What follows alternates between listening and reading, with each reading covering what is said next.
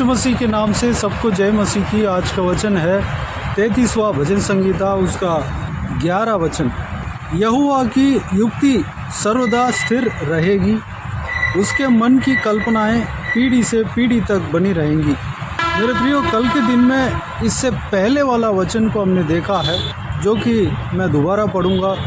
यहोवा जाति जाति की युक्ति को व्यर्थ कर देता है, वह देश देश के लोगों की कल्पनाओं को निष्फल करता है। कल के दिन में हमने देखा कि जो मनुष्य अपने समझ के अनुसार परमेश्वर के खिलाफ युक्ति करता है, अपने घमंड के लिए, अपने नाम को फैलाने के लिए युक्ति करता है, उसमें परमेश्वर का महिमा नहीं होता है और वह कार्य जो है परमेश्वर के खिलाफ होता है। जो चाहे उस व्यक्ति जो है अपने मन के अनुसार करता है, वह जो काम है उस युक्ति को परमेश्वर व्यर्थ कर देता है। और जो लोग परमेश्वर के खिलाफ कल्पनाएं करते हैं, अपने मन मर्जी से अपने नाम को फैलाने के लिए, अपने नाम को ऊंचा करने के लिए, अपने महिमा के लिए जो काम, जो कल्पनाएं करते हैं, उस कल्पनाओं को परमेश्वर निष्फल कर देता है।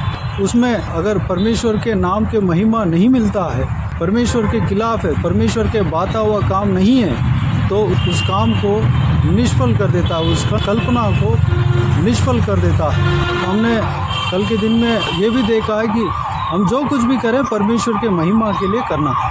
आज के दिन में जो हमने 11 वचन में पढ़ा, उसमें इस तरह लिखा है, यहोवा की युक्ति सर्वदा स्थिर रहेगी, उसके मन की कल्पनाएं पीढ़ी से पीढ़ी तक बनी रहेंगी। मेरे प्रियो, परमेश्वर का वचन कहता है, परमेश्वर का वचन में परमेश्वर कहता है कि मेरा सोच और तुम्हारा सोच अलग है। यानी कि परमेश्वर का सोच और मनुष्य का सोच अलग है। परमेश्वर जो सोचते हैं वो हमेशा स्थिर रहता है, वह जो सोच जो है वो पूरा होता है, क्योंकि वह सर्वशक्तिमान है। अपने प्लान को, अपने सोच को, अपने विचार को वो पूरा करने का सामर्थ्य उनके अंदर है। जो मनुष्य सोचता है, जिस सोच में परमेश्वर का मर्जी नहीं है, उस सोच को हम जो मनुष्य है वह पूरा करने का सामर्थ्य नहीं है, सामर्थ्य उनके अंदर नहीं रहता है। जो सोचते हैं उस काम को पूरा करने का सामर्थ्य उस मनुष्य के अंदर नहीं है। वह परमेश्वर के ऊपर ही डिपेंड रहना पड़ेगा।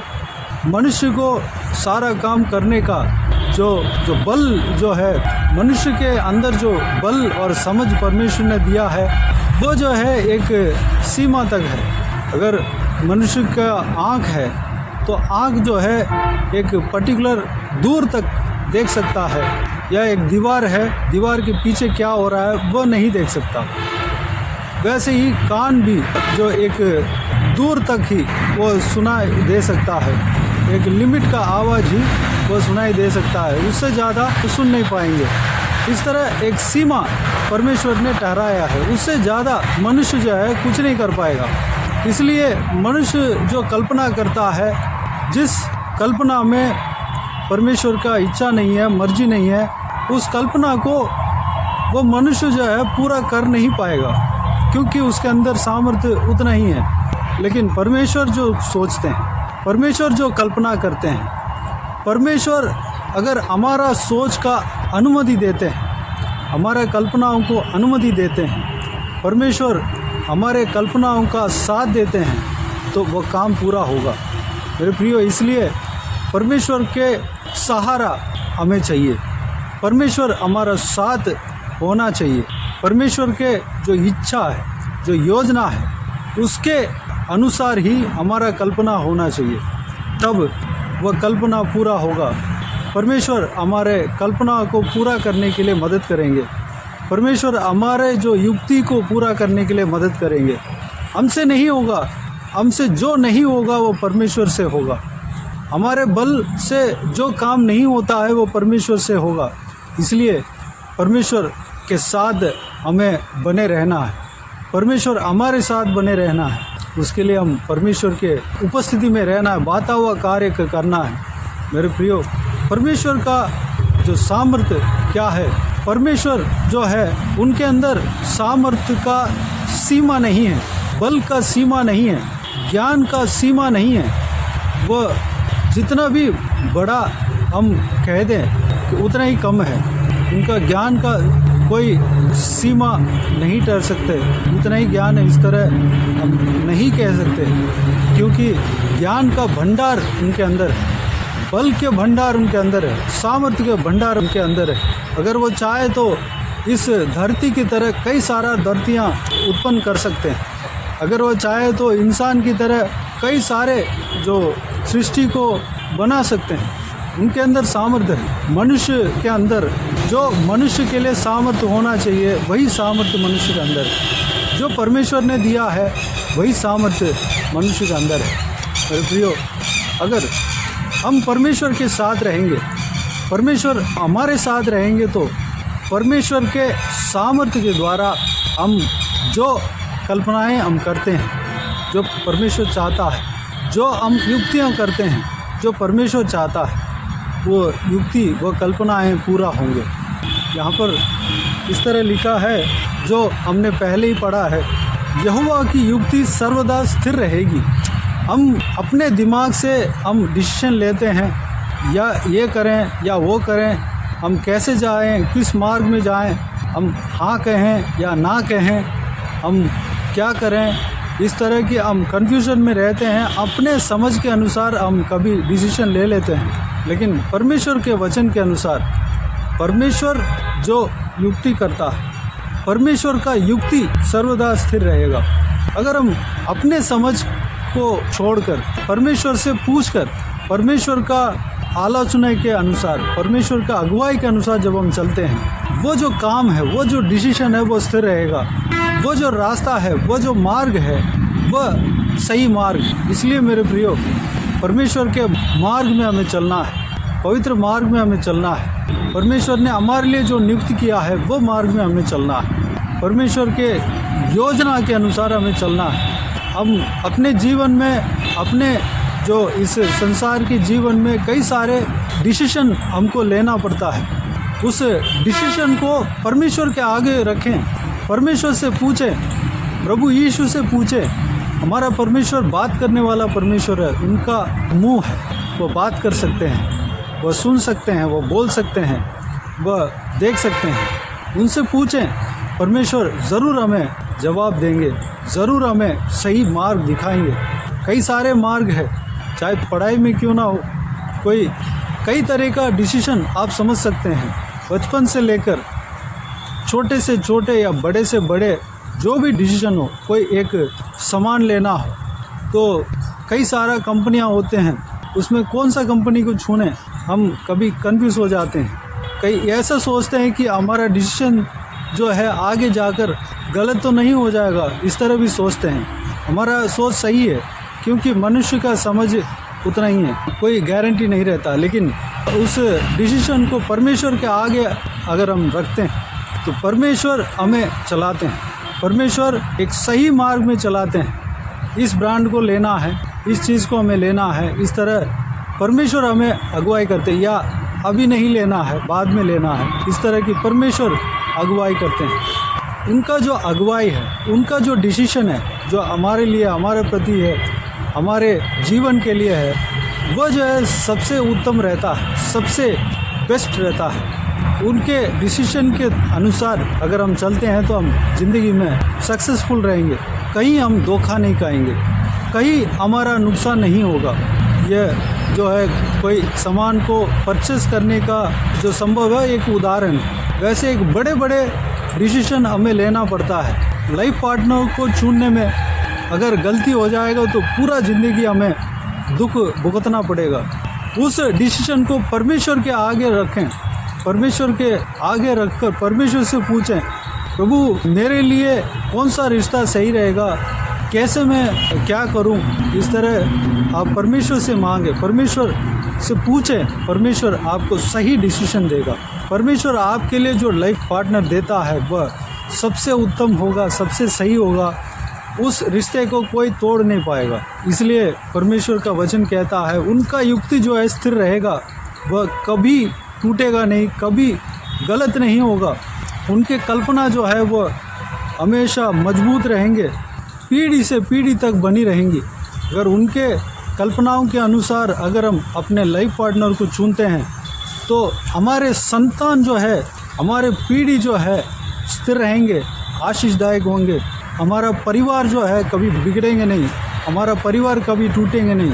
परमेश्वर जिस लोगों को जोड़ते हैं, जिस परिवार को जोड़ते हैं, वो परिवार जो है बिल्कुल बेस्ट रहेगा, सही रहेगा। शैतान हमारा विश्वास को तोड़ने के लिए बहुत कोशिश तो करेगा, लेकिन परमेश्वर जो जिनको जोड़ा है, जो पार्टनर आपको दिया है या देने वाला है, वो जो है कभी बिगड़ेगा नहीं, वो स्थिर रहेंगे। मेरे प्रियो, परमेश्वर के कल्पनाओं के अनुसार हमें चलना है। हम आशा तो रखते हैं, हम कल्पना करते हैं, हम युक्तियाँ करते हैं, लेकिन परमेश्वर के हाथों में छोड़ देना। अगर ये भी प्रार्थना कर सकते हैं, परमेश्वर मुझे ये अच्छा लगता है, अगर आपकी इच्छा है तो ये मेरा जो मन की इच्छा है वो पूरा होने पाए, इस तरह प्रार्थना कर सकते हैं। अगर परमेश्वर देंगे तो हम खुशी से ले सकते हैं। परमेश्वर ने मना कर दिया, हम फिर भी ज़बरदस्ती जाकर गलत डिसीजन ले लेते हैं, लालच के वजह से ले लेते हैं या जल्दीबाजी से ले लेते हैं, तो हम उसका जो है नतीजा हमारे जीवन में आएगा, हम दुख भुगतना पड़ेगा। ये शादी जो है और एक उदाहरण है, बाकी कई सारे डिसीजन हमारे जीवन में लेना पड़ता है। कई सारे डिसीजन, एक मोबाइल लेना है तो भी उसके लिए भी हमारा डिसीजन का ज़रूरत है। उस बात को भी परमेश्वर के आगे रखें, या कोई भी डिसीजन क्यों ना हो, छोटे से लेके बड़े तक, सारा जो काम में डिसीजन लेने से पहले परमेश्वर के आगे रखें। परमेश्वर जो युक्ति आपके लिए करता है वह स्थिर रहेगा, जो कल्पना आपके लिए करता है वह स्थिर रहेगा। मेरे प्रियो, उनके कल्पना के अनुसार चलें, उनके युक्ति के अनुसार चलें, उनके इच्छा के अनुसार चलें, उनकी योजना के अनुसार चलें। सेवकाई के विषय में जब हम देखते हैं तो कई प्रकार का सेवकाई है। प्रेरित का सेवकाई, सुसमाचार का सेवकाई और उपदेशक का सेवकाई, उपदेश करने का सेवकाई, सराय करने का सेवकाई, भविष्यवाणी का सेवकाई।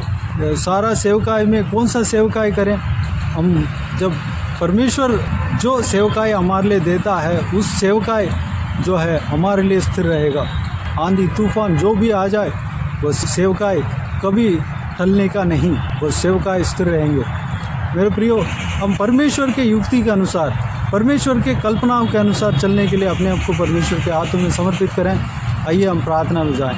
स्वर्गीय पिता, दयालु परमेश्वर, आपको धन्यवाद देता हूँ आज के हिसाब से बहुमूल्य वचन के लिए। आपको धन्यवाद देता हूँ परमेश्वर, बीते हुए दिनों में हमें संभाला, बचाया, सुरक्षित रखा। आपको धन्यवाद देता हूँ आज के दिन में जो आपने बहुमूल्य वचन, आपके वचन को दिया, आपको धन्यवाद देता हूँ परमेश्वर। आपके इस बहुमूल्य वचन के द्वारा हमने जो कुछ भी मनन किया है पिता, कल के दिनों में भी परमेश्वर हमने मनन किया पिता। इससे पहले जो वचन था उस वचन को हमने मनन किया परमेश्वर। पिताजी, हमारा कल्पना, हमारा जो युक्ति परमेश्वर अगर आपके खिलाफ हो तो वह स्थिर नहीं रहेगा परमेश्वर। वह कल्पना जो है व्यर्थ ठहरेगा परमेश्वर, व्यर्थ हो जाएंगे, वह कल्पना जो है निष्फल हो जाएंगे परमेश्वर। लेकिन आपके कल्पना के अनुसार, आपकी युक्ति के अनुसार जब हम चलते हैं तो वह युक्ति, आपने जो युक्ति किया वह युक्ति जो है हमारे लिए स्थिर रहेगा, वह हमेशा के लिए स्थिर रहता है परमेश्वर, पीढ़ी से पीढ़ी तक बनी रहती है परमेश्वर। पिताजी, हम आपके युक्ति के अनुसार चलने पाएँ, आपकी योजना के अनुसार हम चलने पाएँ, आपके कल्पनाओं के अनुसार हम चलने पाएँ पिता। हम जो कुछ भी डिसीजन लेंगे परमेश्वर, उससे पहले आपसे हम पूछने पाएँ, आपके आगे हम हमारा डिसीजन को रखने पाएँ, आप जैसे कहते हैं वैसे हम करने पाएँ परमेश्वर। आप अगर मना करते हैं तो उस डिसीजन को, उस काम को हम छोड़ने पाएँ। आप जिस मार्ग को दिखाते हैं परमेश्वर, उस मार्ग में हम चलने पाएँ। आपके बहुमूल्य वचन में सब कुछ दिया हुआ है, बताया हुआ है परमेश्वर।